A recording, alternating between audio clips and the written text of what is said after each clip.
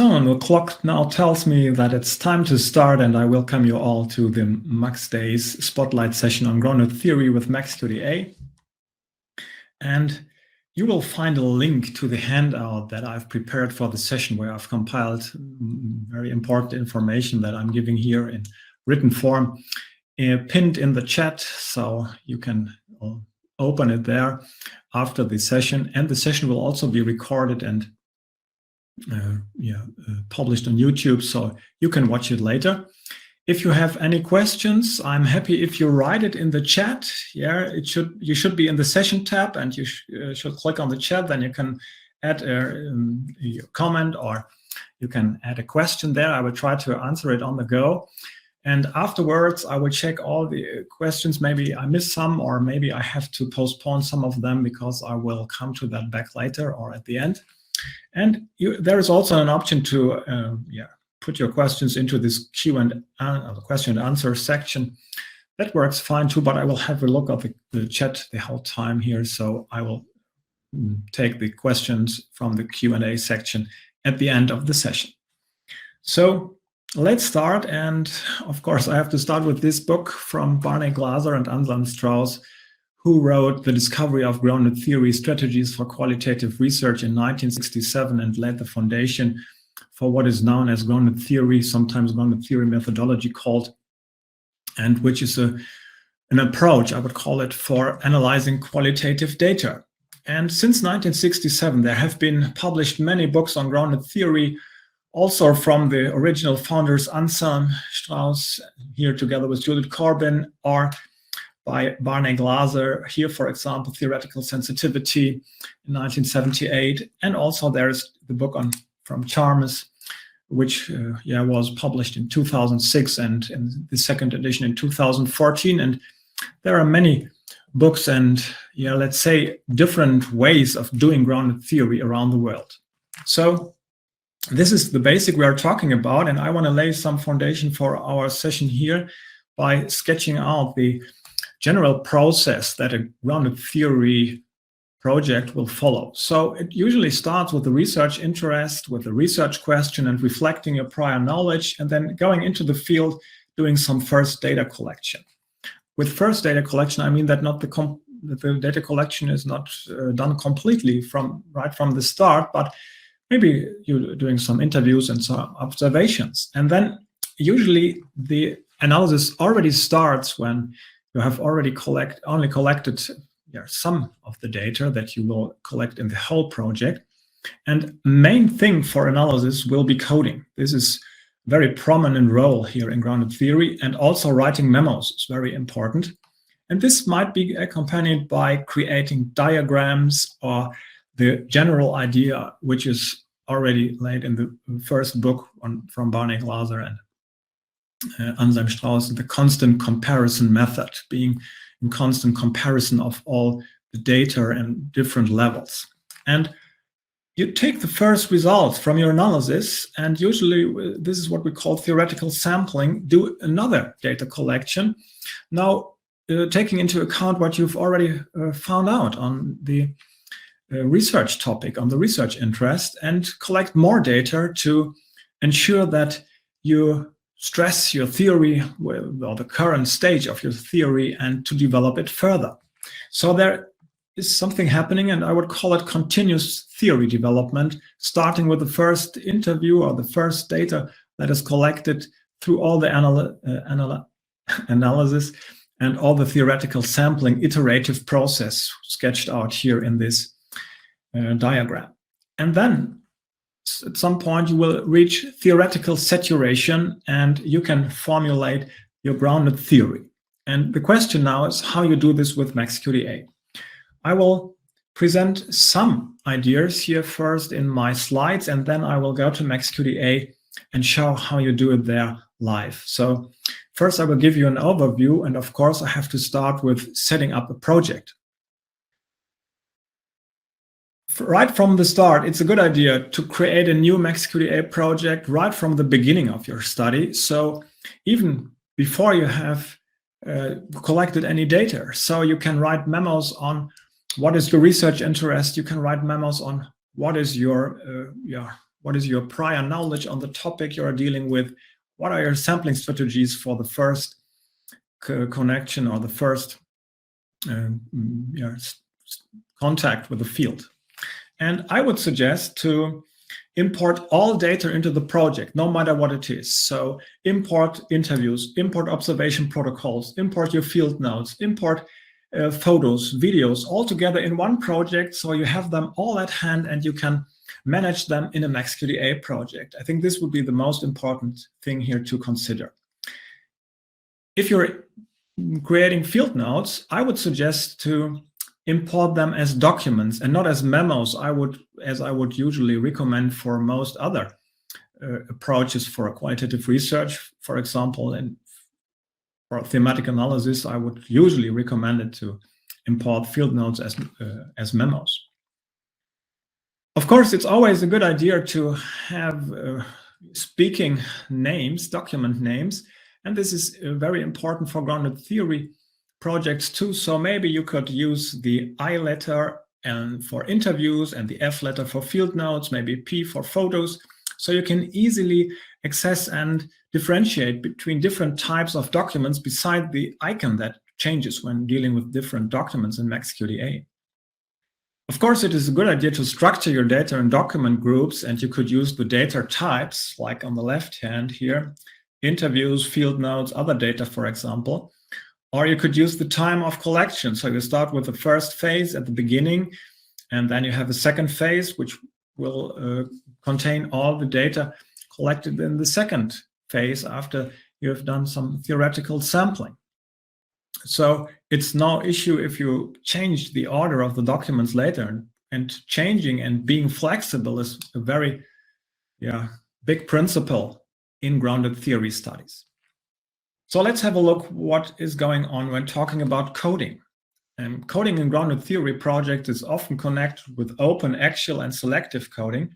But I would suggest to make the view a little bit wider and see and understand that each author and author team pronounced and emphasized different parts and ideas of coding. So, for example, Glaser and Strauss didn't talk so much about coding in their headlines, let's say. They talked about comparing incidents. They talked about integrating categories and their properties and about delimiting the theory. Glaser in 1978 already said, oh, we have substantive coding. He included open coding followed by selective coding there, and theoretical coding. And Strauss and Corbin, as I said, they use open, actual, and selective coding. By the way, if you look at newer books of Corbin, you won't find this distinction anymore there in detail. And Chalmers distinguish between initial, focused, and theoretical coding. So the question when you're doing coding in grounded theory with MAXQDA, you have an idea what is going on here. And one of the main things is that you usually start very close to the data, often line by line or word by word, and start with open or initial coding. And there we are back to MAXQDA. So no matter what of these initial coding ways you're doing, it would be a good idea to use the MAXQDA mode open coding, which I will show you in MAXQDA in detail. But the main idea is that I can highlight any segment here and immediately can write a code name, can write a code memo, can comment on it, and also get an information on what other open codes I've already created that contain one of the word that I've written here. And then we have one question here, but I will answer this at the end because this is more from a methodological side, and I will come back to that. Thanks for that. The other idea here is using in-vivo coding. In-vivo coding is a tool which here is used by this icon code in-vivo after I have selected something here. So in-vivo coding means that I take a phrase from my data and use it as a code name. For example, here the little sweet chaotic bunch was used as a phrase from an interviewee in an interview with a caregiver team. and they are explaining how they are starting to work as an autonomous team. So here we end up with a new code, little sweet chaotic bunch, and the code system. And you might have the idea to sort or to distinguish between different kinds of open codes or different kinds of codes you are creating here. And this might be that you could use the in-vivo codes here as a top-level code and then place all the in-vivo codes you have created below it. If you are interested in this way of doing this comes from an ethnographics research project. You're invited to have a look at this beautiful chapter from Danielle Jacques, where she describes how she did it. Yeah, then we have this issue here with lots of open codes at the beginning here in the code system. And what the idea is now that how do we deal with this long list of different things here, of different aspects of incidents, as they are often called in grounded theory here. And one idea would be to utilize the creative coding. The creative coding is a workspace in which you can place and move around all your open codes, and like on a whiteboard or on a pinboard. You can create more abstract categories there and connect them to the some kind of low-level abstract open codes by using these arrows. And I will show this to you in detail in MAXQDA.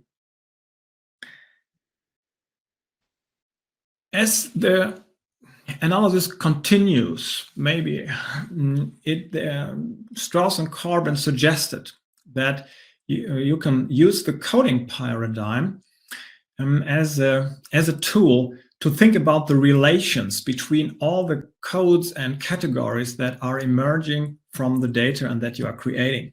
So they came up with this model, with this very general model, like the phenomenon is placed in the middle. Then we have the causes for this phenomenon. We have the context and the intervening conditions and the strategies here for the phenomenon. And we have the consequences here as the results from the phenomenon. And how you could apply this in MAXQDA would be that you create parent codes or top-level codes, causes here for the causes, context here for the context, intervening conditions. I have split them up to be more precise here. And then you can place the open codes or the categories that emerged here below each of these domains from the coding paradigm. Another way is this one. So you could utilize MAXMaps to create a map and to lay out these phenomena in the middle, place text fields around it, and then work with these categories and codes around it and place them here.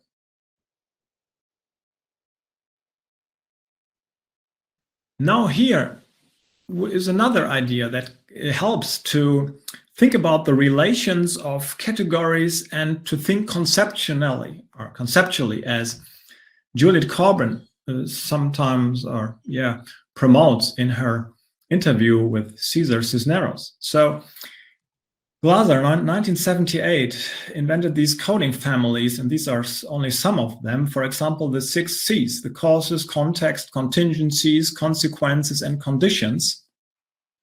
And they help us to think what type of incidents are we talking about, how do they relate to each other. And I think it's a good idea to have these coding families in a free memo.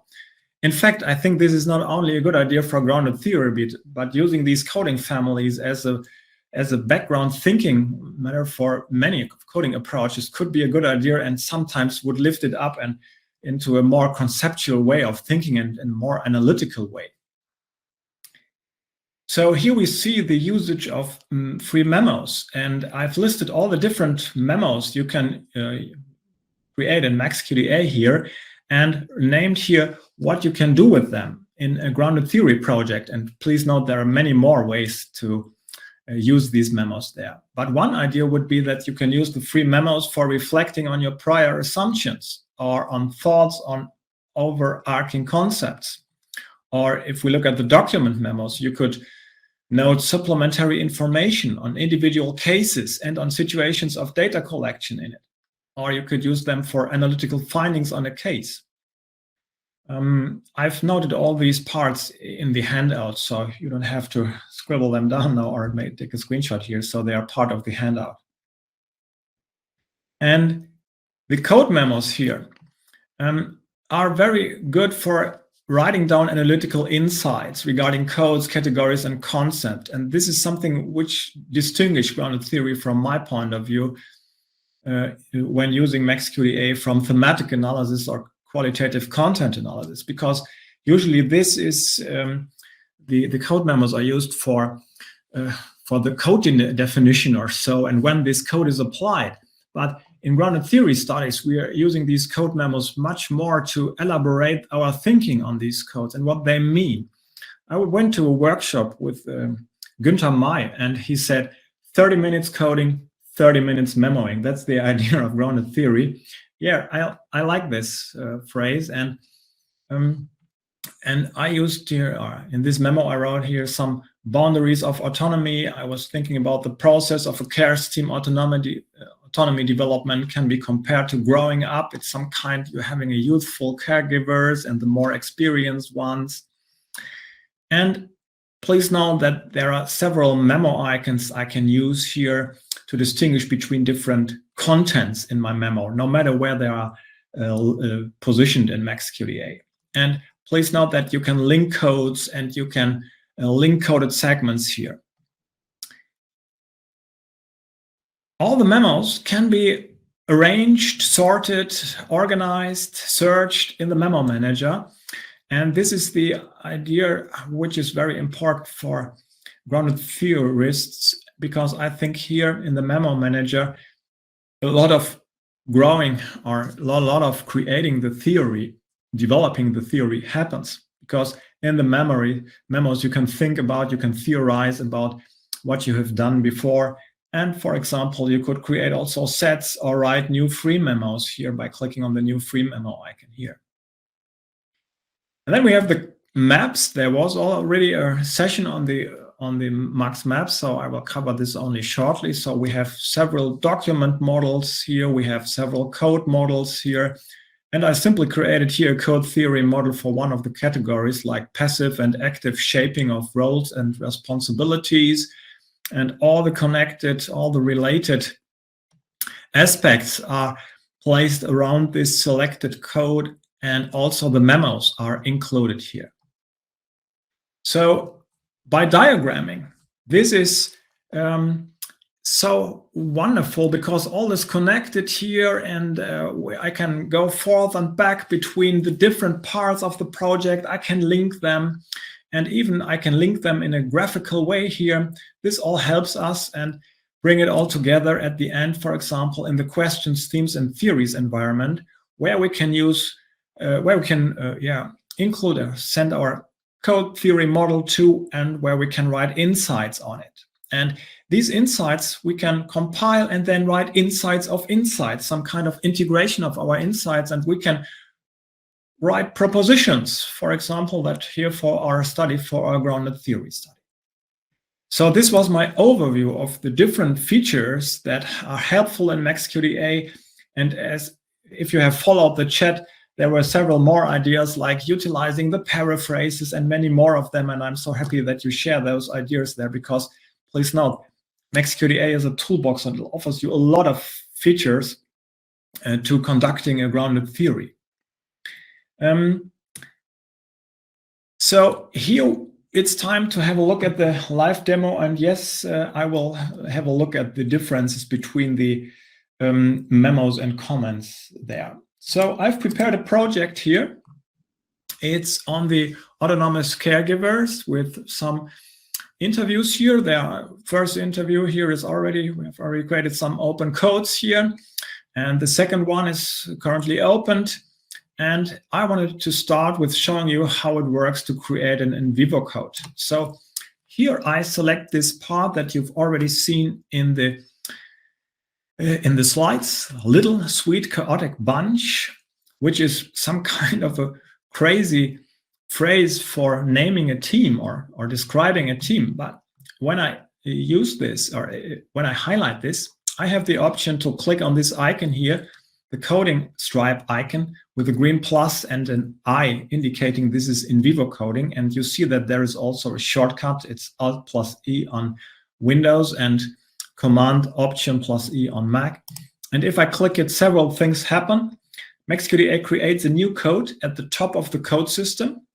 It uses the phrase here as the code name and applies it to the code, to the segment, sorry. So this is my first in vivo code here, and I've created here with a simple click. I scroll a little bit down, and I want to show you now how the open coding mode works in MAXQDA. So the open coding mode is here, and I can turn it on. So if I click on it, nothing will happen because it's now only indicating here this highlighted icon, this grayish highlighted icon, that the coding mode, the open coding mode is turned on. And as soon as I highlight some of these text, for example, this sentence, well, it's also important to me that everyone fulfills their role so that I can rely on them.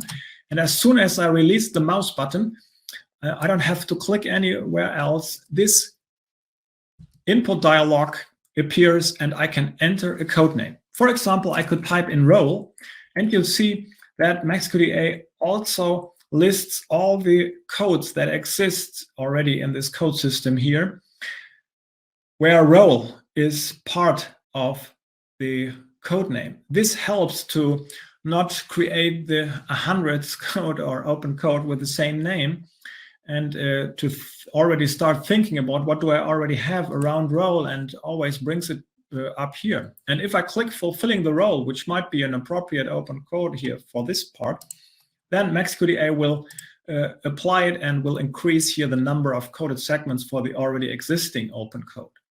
But if I want to create a new one, I simply write down here code, and let's say I want to make it a more conceptual, expecting role fulfillment, which is some kind more conceptual. I can enter a code memo, and the code memo now refers to the code as a whole and to all the segment, or to the idea that is catched here with the expecting role fulfillment naming of this open code. So here I could write down my thoughts on this code in general.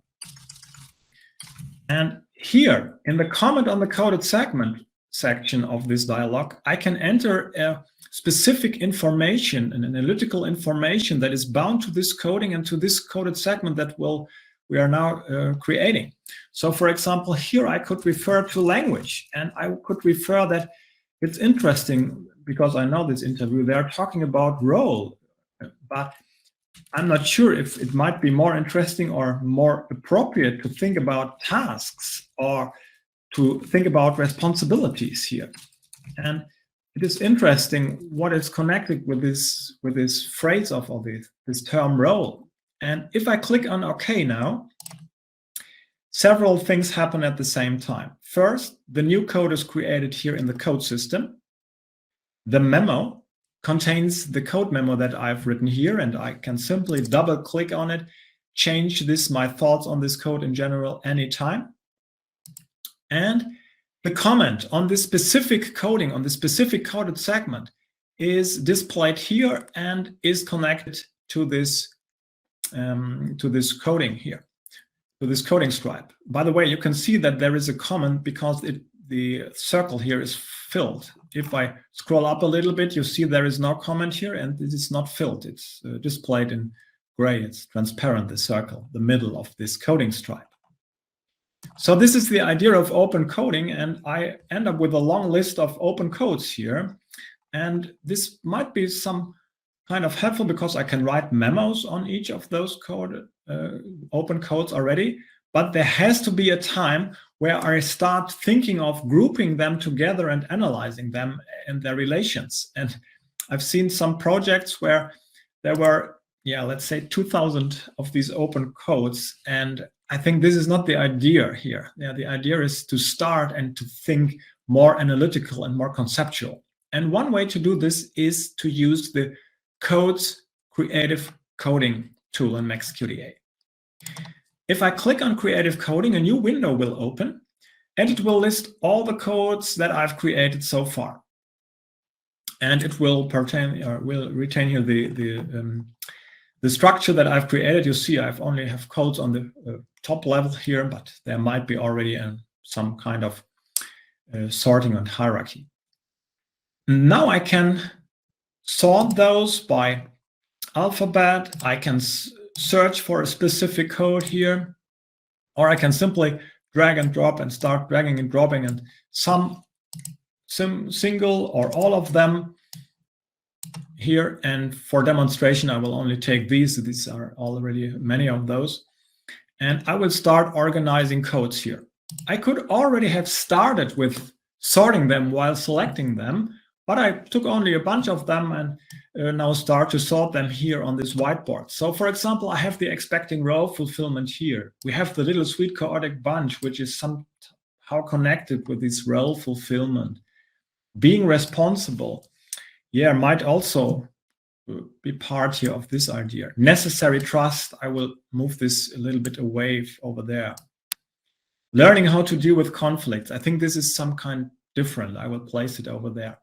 Assigning tasks here. Being perceived from the outside as an autonomous team. You see, I can think of every of these, and if I double click on any of these codes, MAXQDA will list the coded segments and I can see what I've coded with it. Here it makes not really sense because it's an in-vivo code and it is only showing me this small part. But expecting role fulfillment, you will see here we have the whole segment displayed, and here we also have the memo that I've written here at hand. So I'm always still connected to the original data.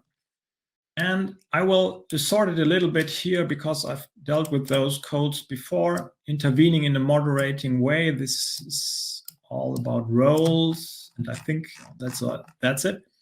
So what I can do now is that I can create a new code. For example, here I could create a code passive and active shaping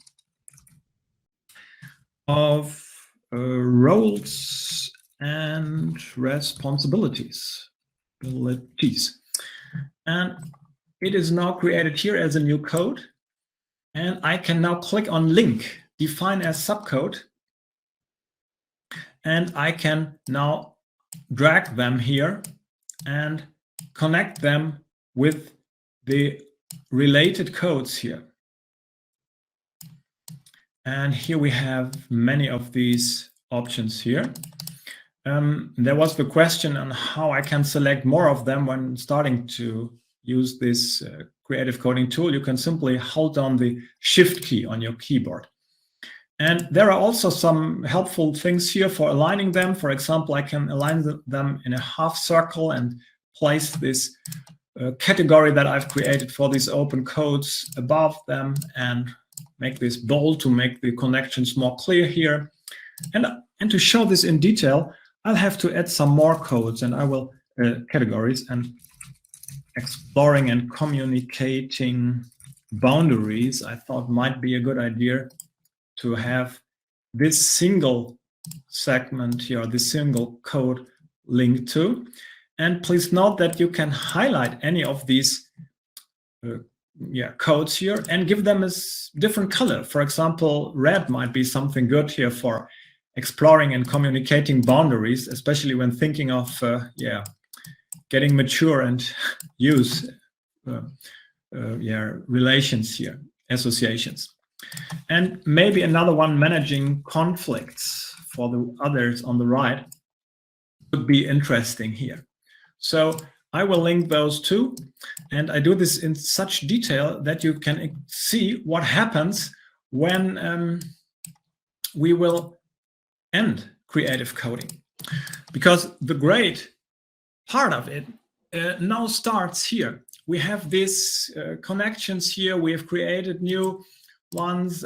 Here I highlight them in bold too, that you can see these are more abstract categories. And now if I move it a little bit to the right, you will see that the code system until now has not changed at all.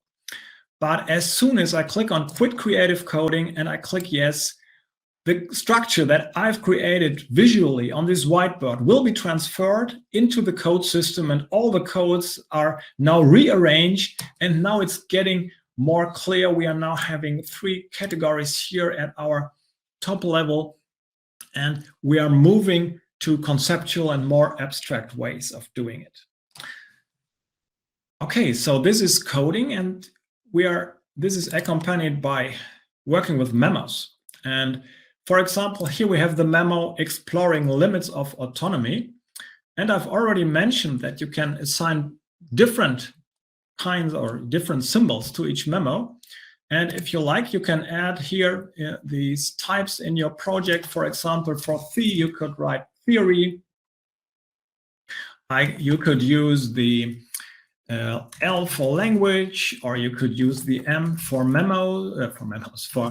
for methods, for example, for sampling, and you could use the exclamation mark for to-dos. Yeah?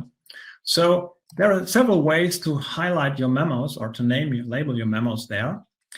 And please note that there is also an option to link memos. For example, here I have linked paragraph 22 from interview 2.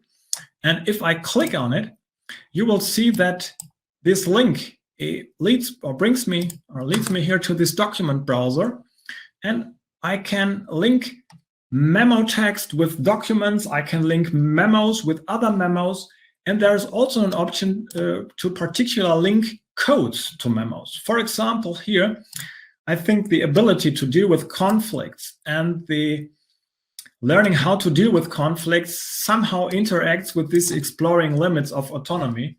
So I can drag and drop them here, and now they are connected. As soon as I click on a code with the right mouse button, and no, this is not the right one. Which one did I? No, this one, not two. Maybe I have to save it first. Now it's connected. I can click on linked memos, and now MAXQDA Memo Manager appears and displays the connected memo. So the Memo Manager is now opened, and all the memos connected, linked to a code are listed here. Please note that the Memo Manager lists also all memos from a project, and here I can access all of them at once, and I can sort them, for example, by memo icon. I can sort them by title, or I can sort them by last modified. So I have always the options to work with this project and work with the memos here. So let's have a final look at the visual tools at the MAXMaps section here. And the I have to switch my project first. So this is the second project. Looks very similar to the first one because it contains the same data. The code structure is a little bit different here because I prepared it here for this. And here you see that we have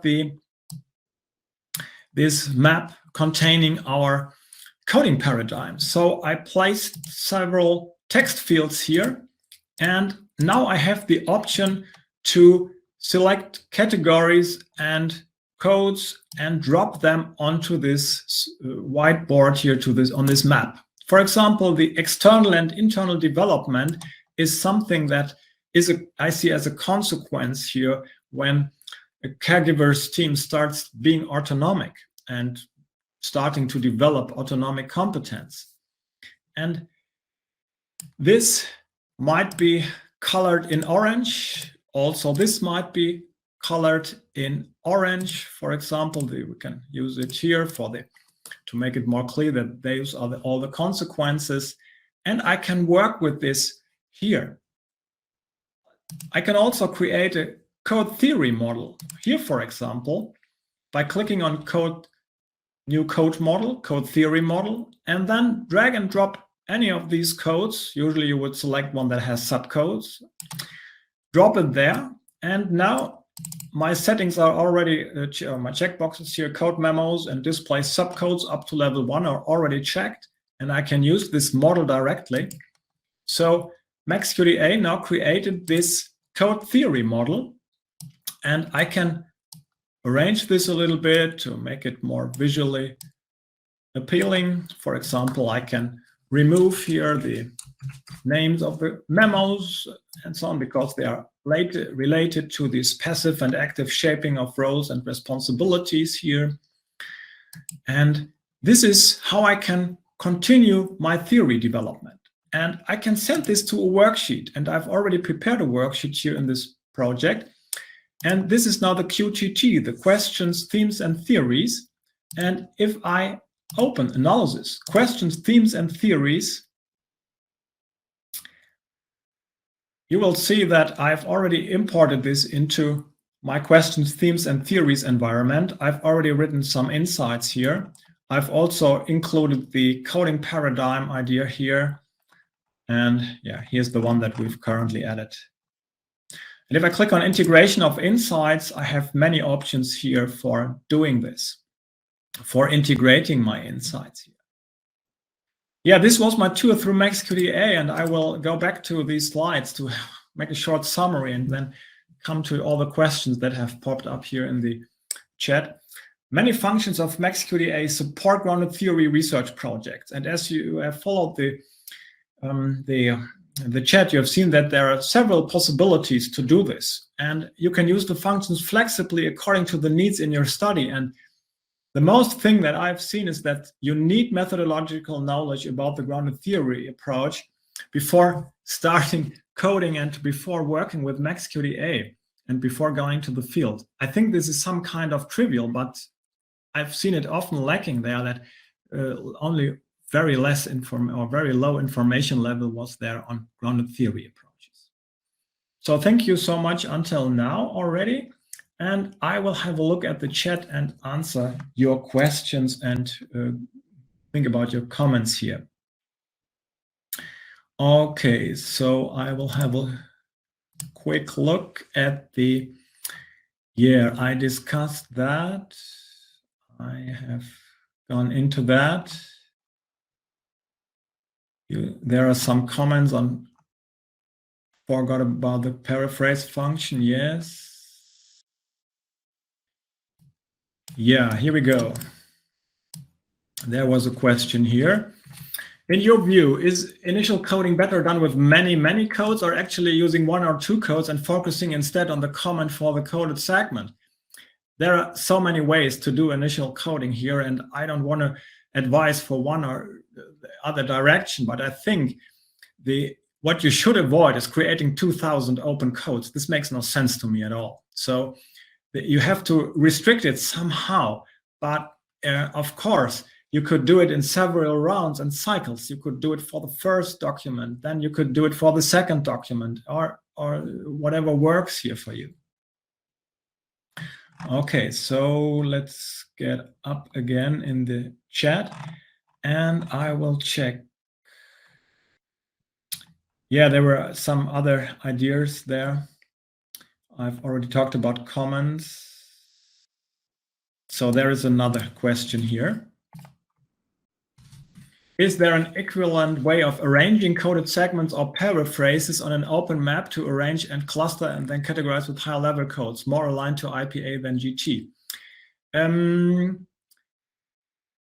No, it's only working on the way of open of codes. It's not on the level of coded segments or paraphrases here, but you could use the smart coding tool or the categorized paraphrases tool to do this. So another person already asked, what about the smart coding tool? And if you go to code and you open the smart coding tool for a project, you will see that it lists here all the segments here to the right for a selected code.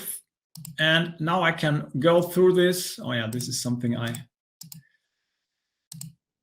this is not the best project to explain this, but the idea is that in the smart coding tool, you can arrange those and you can work with those coded segments. And there is also the analysis paraphrases, categorized paraphrases option, which is the same environment and allows you to arrange your your segments and your paraphrases. I have a number of technical questions when to mention Adele Clark situation analysis. Yeah. Situational analysis might work out if you're using MAXMaps. You could create a new empty map and then insert and work, for example, here with circles. Even or also Strauss and Corbin have something similar there with the idea of different parts and contexts. So they're distinguishing between different circles of context. And let's put this in the background and in the foreground. So we could use those circles here. Yeah, thanks for bringing this up there. Another way of working with MAXMaps here would be to bring in coded segments here. So what I did a lot working with comments is that I simply drag and drop a code here onto the MAXMaps area. Let's get one here. Which one did I row? Expecting role fulfillment, for example. Then I can right click on it and I can say import all the coded segments that are connected to it, and I could change the label to the comments. So what is imported now is that all the comments for a specific coded segment or for a specific code here are listed, and I can now work and rearrange them. And I've worked with this a lot to visually create a code system. This was in a more thematic analysis than in a grounded theory project, but it works very, very well on MAXMaps. Okay, I hope I don't overlook any of your questions. Okay, technical question here.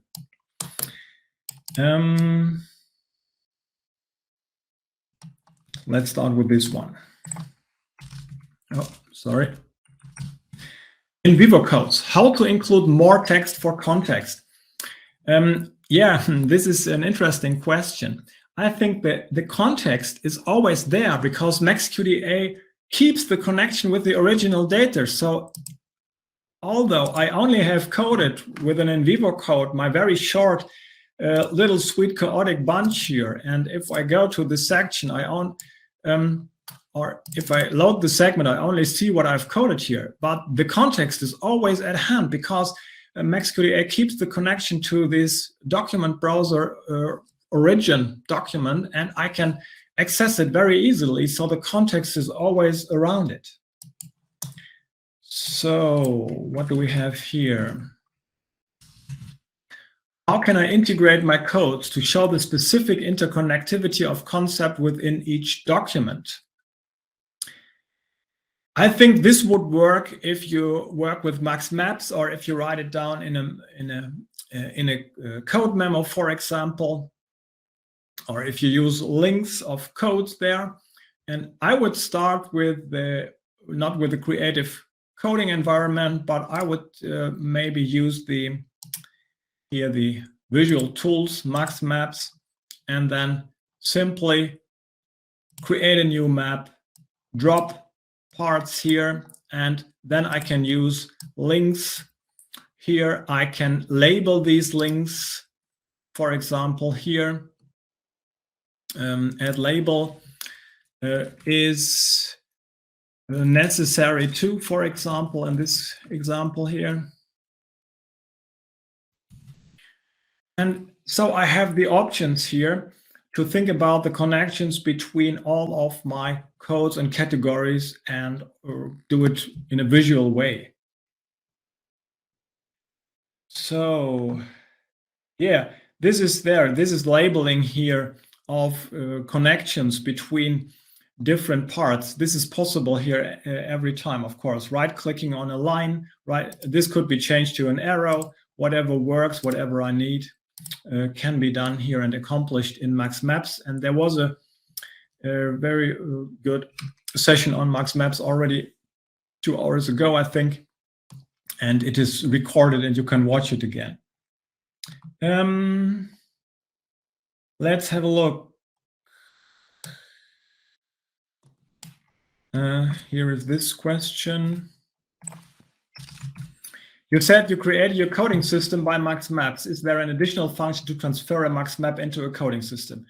No, this is not possible because there are so many options to connect those and to work with the codes there. So if you're in MAXMaps, you can create some of your coding system there, and then you have to transfer it manually, or you really start from with using the creative coding function, which works too, but there you cannot include comments. So what I did is that I used the comments on the segments of let's say a broader thematic category, and then created subcodes, and I did this by adding them to the code system later. Yeah, let's say if we have some more. There is another question and answer there. Okay, if a number of, show more. This is the question and answer section. If a number of memos, codes, summaries, etc. increases, concept maps can become chaotic. You may have mentioned, but can you please tell me the things you think as important to keep them organized in the concept maps? Yeah, this is some more a question on how to keep an overview here. My idea would be to start with a simple concept map, for example, creating it for a single case, and then going to the next case and adding more substance to it while looking at the second case, and not bringing it all together at once, but going here, for example, case by case or group by group and compare them, for example, or creating different concept maps for different cases and then bring them all together in QTT and think about how to integrate them. I hope this helps a little bit on this general question. When you create codes in the creative coding, out of your thinking, it's not informant-centric. So how can you develop good GT? Maybe some of you has an idea how to answer this question. I would be happy if you write the answer to the chat, because I'm not sure if I get the essence of it. You create codes in the creative coding, out of your thinking, it's not informatic. Okay. You could start with creating these for only one of the cases, the open codes from one case. And of course, it is you can always stay informant-centric, because even if you're working here with this code, or even if I work here with this creative coding map, which is also saved here, if I double click on any of these codes there, I will, where's the third one? Expecting role fulfillment. I showed that. If I double click on it, I have access to the segment, and I can see from which document it origins. I can see this is the document name of person 2 that I've interviewed.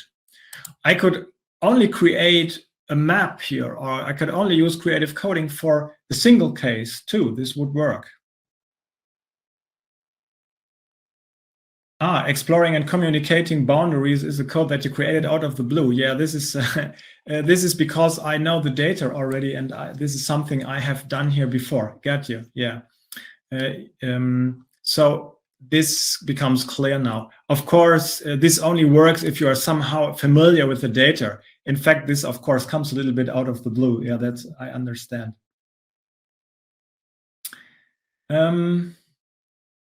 Okay. Are there more? In the chat, maybe there's more. Oh no, I think that was it. So I'm happy to answer more questions if there are more. Simply write them in the chat or contact me. I will have a look at these, at your ideas on how you can work with MAXQDA. Just a quick note to finish, to our finishing here session. If you go to MAXQDA Press, we shortly released this grounded theory with MAXQDA guide, where I have written down many of the ideas I've presented today. I know there are many more, but this helps you to get started with grounded theory in MAXQDA and I hope you enjoy reading it and recommending it to your students maybe, or recommending it for your consultations, or having a look in it on your own. Yeah, thank you so much for your time, and enjoy the MAXDAYS and the rest of the MAXDAYS today.